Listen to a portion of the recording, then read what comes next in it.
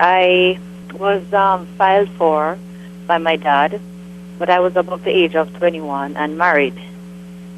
And at the time, my processing was delayed. I'm also a medical doctor. Yes. And I decided to go through ECFMG. And so I'm on a J1 visa. Right. I'm about to finish my training. Mm-hmm. So I'm thinking after I finish doing a waiver position, Right. can So, I so then reapply? So you want to work in a rural area? Right. That's what you're going to have to do. To get the waiver, you're going to have to work in a rural area or get an interested government agency. I can't help you get the job, but when you do get the job, I can help you do all of that for your green card. My question is, would my petition, how would I make it still valid?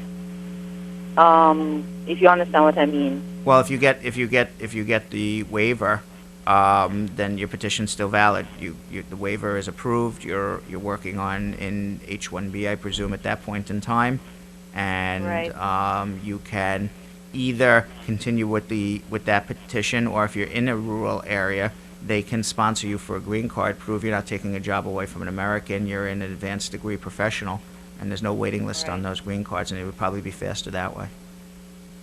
Okay, because advanced degree professionals don't have a waiting. Where are you from? It depends on what country you're from. Where are you from?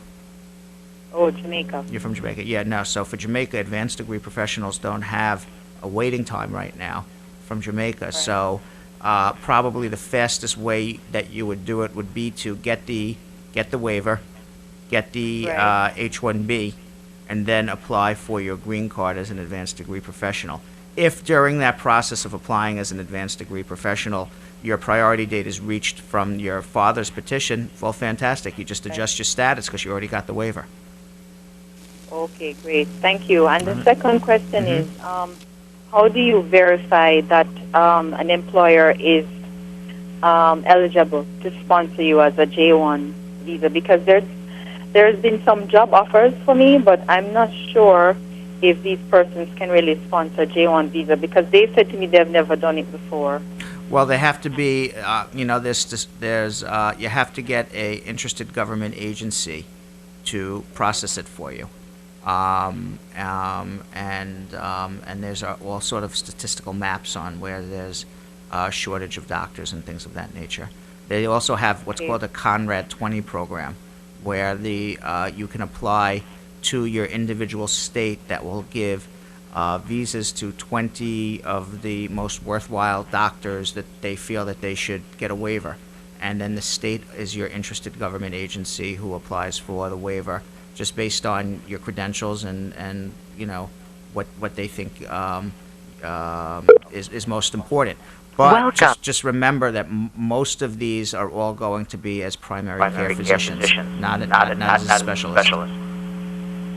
Okay, so maybe is it possible? If you're going to be a specialist, you're not going to get these waivers. Only as a primary care physician, in either underprivileged neighborhoods, rural neighborhoods, things like that. Okay, great.